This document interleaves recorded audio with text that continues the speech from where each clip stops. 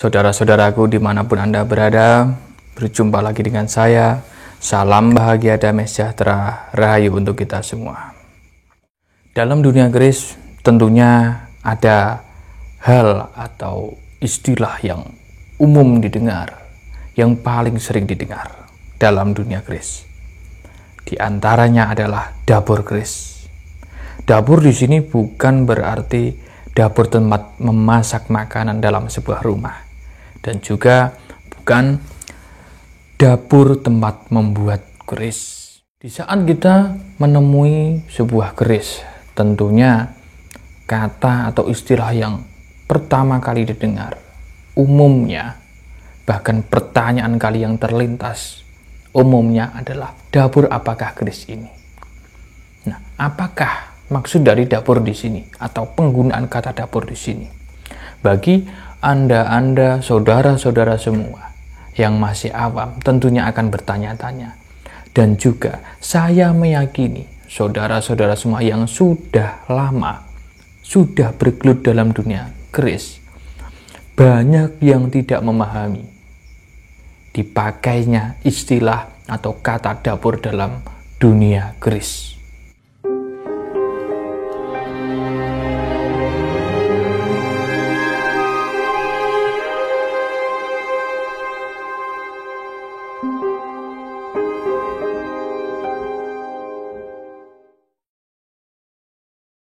Kata dapur atau dapur dalam budaya keris ini berasal dari istilah atau bahasa Jawa.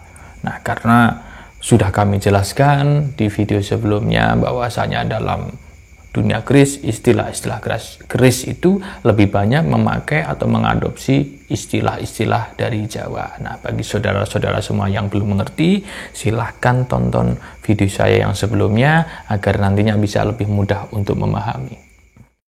Kata dapur adalah sebuah bahasa atau sebuah kata Jawa yang dipakai untuk menggambarkan sesuatu hal karena menyerupai sesuatu hal yang lain.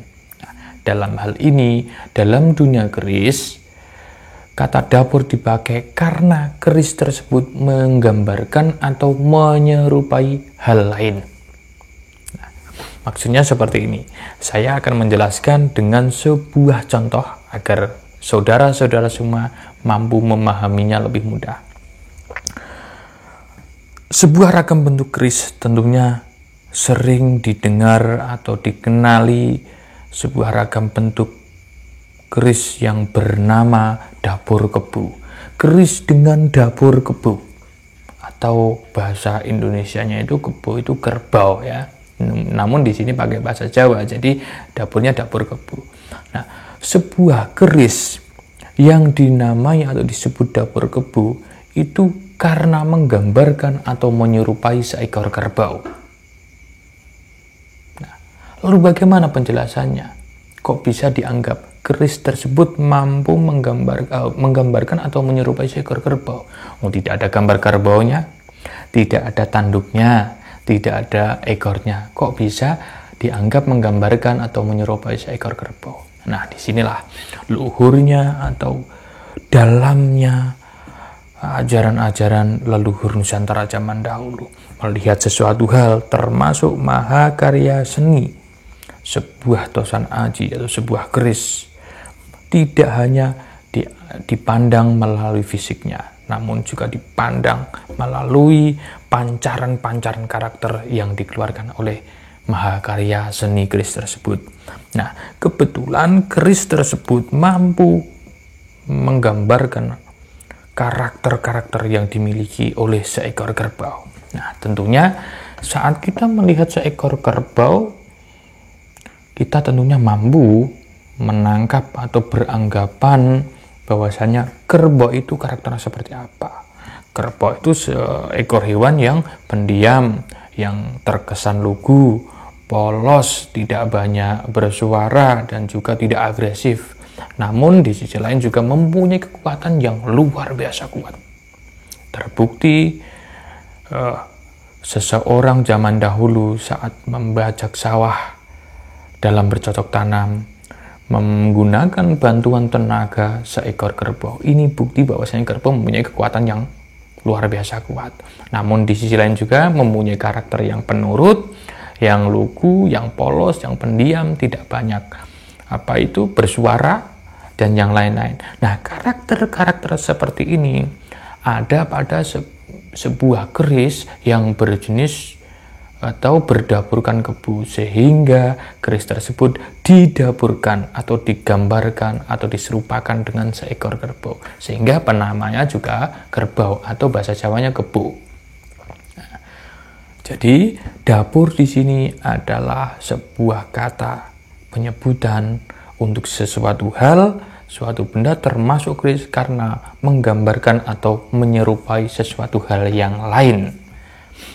Lalu jika ada pertanyaan, bagaimana jika dapur yang lain, misalkan bukan dapur yang namanya hewan atau manusia? Nah, bisa saja, sama sebetulnya ya. Contoh adalah keris yang paling umum didengar adalah keris dapur tilam upih. Nah, ini bagaimana penggambarannya? Kenapa bisa disebut tilam upih? Nah, kita pelajari bahasanya dulu. Bahwasanya tilam itu kalau kita pelajari adalah sebuah tikar anyaman tikar yang dibuat dari sejenis tumbuhan pandan ya. Kalau di kampung-kampung itu ada di pinggir-pinggir sungai yang daunnya agak panjang, daunnya panjang terus agak lebar. Nah, itu dibuat untuk tikar. Pada zaman dahulu itu dibuat untuk tikar. Nah, upih di sini ditafsirkan atau dimaknai putih atau bersih. Jadi sebuah tikar yang dipakai untuk beristirahat, untuk tidur atau untuk santai, dan kondisinya bersih. Nah, ini perasaan bagaimana yang timbul? Tentunya akan ada perasaan nyaman, perasaan tentram, damai, bahagia bahkan ya. Nah, maka keris tilam upih mampu menggambarkan atau menyerupai suasana di saat orang beristirahat atau tidur di atas sebuah tikar yang bersih dan nyaman. Nah, jadi kalau kita sudah mengetahui hal itu, jadi seharusnya keris-keris yang berdapur, misal dapur kebu tadi ya, seharusnya mampu memancarkan atau menggambarkan karakter seekor kerbau. Nah, ini terlepas dari karakter pamor dan karakter suatu zaman ya. Lalu, keris-keris yang berdapur tilam upih harus mampu menggambarkan sebuah perasaan yang nyaman, tentram, bahagia, dan seterusnya. Nah, itu sebuah dapur keris dari bahasanya. Lalu untuk penyebutan dapur keris, apakah bisa dilihat dari sisi fisiknya? Nah, bisa. Kalau tadi pembacaan dapur dari karakternya dan sehingga bisa disebut dapur, lalu untuk menentukan sebuah dapur kita melihat dari fisiknya. Nah, jika kita melihat sebuah dapur keris atau fisik dapur keris, apakah yang membedakan antara dapur yang satu dengan yang lainnya? Dasar apakah yang membedakan? Nah, dasar yang membedakan sebuah dapur keris antara dapur keris yang satu dengan yang lainnya, jika dilihat dari sisi fisiknya, maka ada 3 hal yang mendasari. Yang pertama adalah bentuknya, yang kedua adalah jumlah lubnya, dan yang ketiga ricikan yang ada pada bilahnya. Yang pertama adalah bentuknya. Keris harus diketahui dulu bentuknya. Bentuk antara keris lurus atau keris luk. Nah, jika sudah diketahui bentuknya, ini keris lurus atau keris luk. Lalu yang kedua, dasar yang kedua adalah jumlah luknya. Nah, ini khusus untuk yang luk. Kalau sudah diketahui luk, bentuk kerisnya lurus atau luk, jika luk maka dihitung jumlah luknya atau diketahui jumlah luknya. Luknya berapa? 3, 5, 7 atau berapa dan seterusnya ya. Lalu yang ketiga yang mendasari adalah ricikan atau ornamen yang ada pada bilah keris tersebut. Apa itu ricikan? Ricikan adalah sebuah ornamen ya, ornamen yang ada pada sebuah atau pada sebilah keris ya, seperti yang digambar ini ya. Nah, jadi rijikan itu ada banyak sekali jumlahnya, ada puluhan ya. Dan setiap keris, antara keris yang satu dan yang lainnya, tidak semuanya mengandung atau mempunyai rijikan atau ornamen sebanyak seperti yang digambar tadi. Ada yang cuma 3, ada yang cuma 4, ada yang 5, dan bahkan ada yang banyak rijikannya seperti yang digambar. Nah, justru dari sinilah menjadi pembeda antara jenis atau dapur yang satu dengan yang lainnya. Maka jika ingin mengetahui jenis dapur atau nama dapur dari sebuah keris, maka hal yang pertama yang ditentukan adalah, yang dilihat adalah bentuknya, lo atau lurus. Jika lurus, maka langsung aja dicari rijikan apa saja yang ada pada bilahnya, nanti dicocokkan dengan daftar dapur keris. Lalu jika memang lo, maka dihitung dulu lo-nya, karena antara lo yang satu dan yang lain ini belum tentu sama nama dapurnya. Lo 3 dengan lo 5 tidak sama, lo 5 dan lo 7 juga tidak sama dapurnya. Nah, jika sudah diketahui jumlah lo-nya, jika lo, maka juga dicari tahu atau dilihat apa saja rijikan atau ornamen yang ada pada bilahnya. Nah, setelah itu dicocokkan dengan daftar nama buku, nama dapur keris yang ada di buku. Nah, untuk kali ini, untuk mengetahui nama-nama dapur keris, saya tetap menyarankan kita melihat daftar buku, daftar dapur keris yang ada di buku. Karena apa? Jenis atau ragam bentuk keris atau dapur keris itu sangat banyak sekali.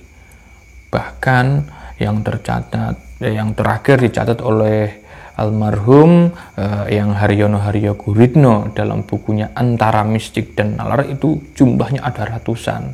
Nah, ini saya rasa sulit sekali untuk menghafal. Nah, bahkan di saat saya saya belajar keris, semenjak saya belajar keris ini tidak pernah atau belum pernah menemui seseorang pun yang mampu menghafal semua jenis dapur. Karena apa? Ragam bentuknya dapur ini sangat banyak sekali. Jadi saya tetap menyarankan cocokkan dengan nama-nama dapur yang ada di buku, kecuali dapur-dapur yang umum atau yang sering dijumpai, misal dapur tilam upih, karena itu kan sering dijumpai, dapur glojol atau dapur yang lo itu biasanya lo 13, sengkelat atau parung sari, itu mudah diingat maksudnya. Jadi orang-orang yang sudah lama di dunia kerisan akan mudah mengingat itu. Nah, untuk hal apa itu dapur-dapur yang jarang ditemui, maka tentunya kita perlu membuka daftar nama-nama dapur yang ada di buku. Sekian dari saya, semoga bisa dipahami dari penjelasan saya tentang rahasia penyebutan kata dapur pada sebuah keris ya. Jadi jika dirasa ini bermanfaat, silahkan dibagikan kepada saudara-saudara yang belum mengerti, supaya bisa menjadi tambahnya pengetahuan dan bisa menjadi pengingat saudara-saudara yang sudah mengetahui namun melupakannya. Jadi ada tambahan manfaat dari Anda membagikan video-video saya. Untuk yang di kesempatan selanjutnya, saya akan membahas sebuah istilah yang juga tidak kalah umum dalam dunia perkerisan. Nah, sampai jumpa di lain kesempatan. Salam bahagia, damai sejahtera, rahayu untuk kita semua.